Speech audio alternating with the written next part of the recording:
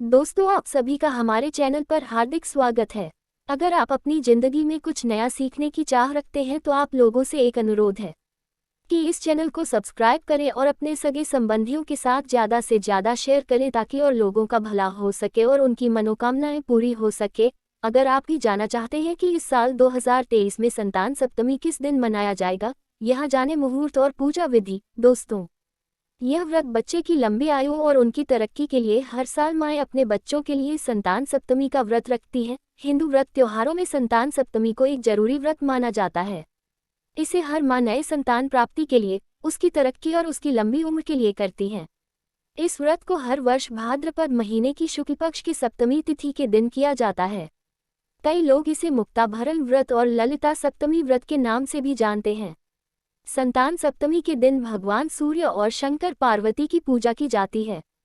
मान्यता है कि इस दिन का व्रत करने से संतान की प्राप्ति होती है, संतान दीर्घायु होती है और उनके सभी दुखों का नाश होता है। आइए जानते हैं कि इस साल इस व्रत को करने का सही मुहूर्त क्या है और इसे किस दिन किया जाएगा। हर वर्ष भाद्रपद महीने की शुक्ल पक्ष के सप्तमी तिथि के दिन किया जाने वाला संतान सप्तमी का व्रत इस साल 22 सितंबर 2023 शुक्रवार को है। संतान की सुख समृद्धि के लिए इस व्रत को सबसे उत्तम माना जाता है। इस साल इसी दिन से महालक्ष्मी व्रत की भी शुरुआत हो रही है। माना जाता है कि आर्थिक तंगी से छुटकारा पाने के लिए महालक्ष्मी व्रत बहुत लाभदायक होता है। इससे मां लक्ष्मी जल्दी प्रसन्न होती हैं। दोस्तों, तो आइए जानते हैं व्रत का सही मुहूर्त। हिंदू पंचांग के अनुसार ये व्रत हर वर्ष भाद्रपद महीने की शुक्ल पक्ष की सप्तमी तिथि के दिन रखा जाता है। इस साल सप्तमी तिथि 22 सितंबर को पड़ रही है। भाद्रपद महीने की शुक्ल पक्ष की सप्तमी तिथि 21 सितंबर को दोपहर 2:14 बजे शुरू होकर 22 सितंबर 2023 को दोपहर 1:35 बजे खत्म होगी। उदया तिथि के अनुसार 22 सितंबर को व्रत रखा जाएगा। ब्रह्म मुहूर्त सुबह 4:35 से सुबह 5:22 तक। अभिजित मुहूर्त सुबह 11:49 से दोपहर 12:38 तक। गोधूली मुहूर्त शाम 6:18 से शाम 6:42 तक। अमृतकाल सुबह 6:47 से सुबह 8:23 तक। दोस्तों, तो आइए जानते हैं संतान सप्तमी के महत्व के बारे में। संतान की कुशलता और उन्नति के लिए इस व्रत का काफी महत्व होता है। इसे मुक्त भरण संतान सप्तमी भी कहते हैं। यह व्रत संतान के समस्त दुख परेशानी के निवारण के उद्देश्य से किया जाता है। संतान की सुरक्षा का भाव लिए स्त्रियां इस व्रत को पूरी विधि के साथ करती है। यह व्रत पुरुष अर्थात माता पिता दोनों मिलकर संतान के सुख के लिए रखते हैं। दोस्तों, तो आइए जानते हैं संतान सप्तमी कब और क्यों मनाई जाती है। संतान सप्तमी व्रत भाद्रपद मास के शुक्ल पक्ष की सप्तमी तिथि के दिन किया जाता है। यह व्रत मुख्य रूप से विवाहित स्त्रियों द्वारा ही किया जाता है। दुग्धी सात्विक संतान सप्तमी व्रत करने से संतान प्राप्ति, संतान सुख तथा संतान की रक्षा के लिए किया जाता है। इस व्रत के दौरान शिव तथा गौरी की पूजा आराधना की जाती है। संतान सप्तमी को दुग्धी साते के नाम से भी जाना जाता है। इसे भाद्रपद माह की शुक्ल सप्तमी को मनाया जाता है। कहा जाता है कि संतान सप्तमी के दिन व्रत रखने से जिन महिलाओं को संतान नहीं है, उन्हें भगवान शंकर और माता पार्वती के आशीर्वाद से गणेश जैसी तेजस्वी संतान की प्राप्ति होती है। संतान सप्तमी की पूजा विधि। पूजा में लकड़ी की चौकी पर चित्र के अनुसार कुछ बच्चों की मूर्तियां, मटके और औरत का चित्र मिट्टी से बना ले। जल, दूध, चावल, रोली, आटा की चीनी मिलाकर लोई बनाकर उनको पूजे तथा भीगा हुआ बाजरा चढ़ाकर दक्षिण चढ़ावे। मीठे बाजरे का बायना निकलकर सासू जी के चरण स्पर्श करके दे दें। ब्राह्मणों को मिष्ठान और दान दक्षिणा से संतुष्ट करें। इस दिन से एक दिन पूर्व सायंकाल की बेला में बनाया भोजन भोग लगाकर वही ग्रहण करें। यदि इसी वर्ष किसी बालक का विवाह संस्कार संपन्न हुआ हो तो वह इस सप्तमी को उद्यापन करे। उद्यापन में मीठे बाजरे की 13 गुड़ी एक थाली में लेकर तथा 1 रूपा और 1 साड़ी रखकर हाथ फेर कर सासू जी को या सासू जी की अनुपस्थिति में ब्राह्मणों के पांव लगकर उन्हें दे दे तथा दोबारा सप्तमी की कथा कहानी सुने। पूजा प्रातः काल ही करें। दुबरी सप्तमी। संतान सप्तमी की कथा। एक साहूकार था, उसके 7 बेटे थे। बेटों के विवाह के फेरों के पूरा होने से पहले ही बेटे मर जाते थे। इस प्रकार 6 बेटे मर गए। डरते डरते 7वें बेटे का विवाह मांडा। सब बहन बेटियों को बुलाया।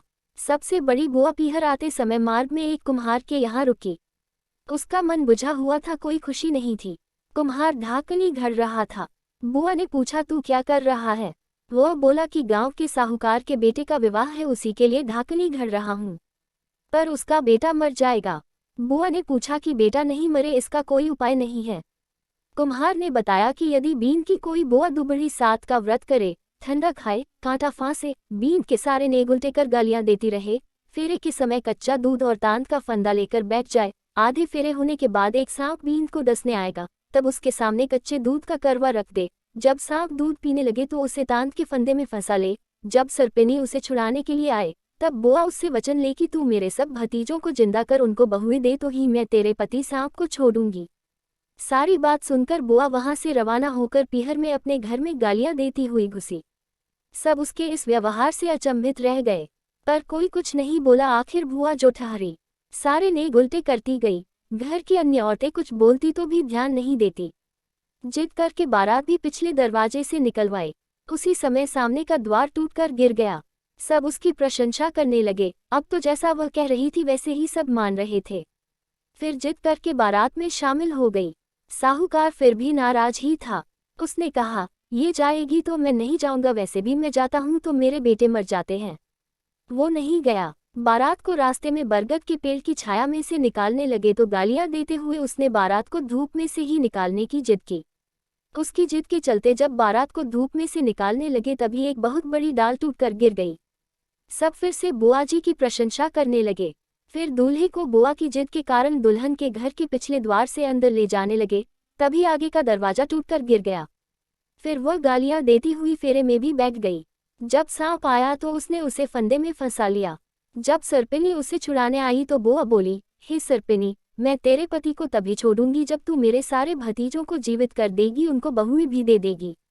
तू मुझे वचन दे। सरपिनी बोली, मैं तुझे वचन देती हूँ, ऐसा ही होगा। बुआ ने सांप को छोड़ दिया। धूमधाम से विवाह संपन्न हुआ। सब बुआ जी से खुश हो गए। जब बारात लौटने लगी तो रास्ते में दुबड़ी सात एक वृद्धा के रूप में मिली। उसने भी दुबड़ी सात की पूजा और व्रत करने के लिए कहा। बुआ ने कहा, मैं दुबड़ी सात की पूजा कराना चाहती हूँ, व्रत कराऊंगी पर कैसे कराऊं, समझ में नहीं आ रहा है।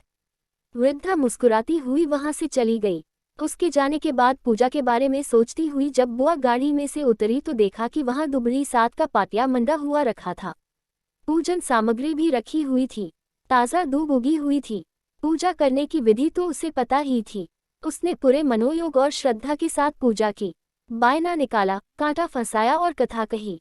बारात गांव में पहुंची। जब साहूकार ने सातों बेटों को जीवित देखा तो उसे बहुत ही आश्चर्य हुआ। सारे बेटे साहूकार के पैर पड़ने लगे तो साहूकार बोला, बेटा, आज अगर तुम पुनः जिंदा हो सके हो तो अपनी बुआ के कारण। ये जीवन तुम्हारी बुआ का दिया है, इसलिए सब इनके पैर पड़ो।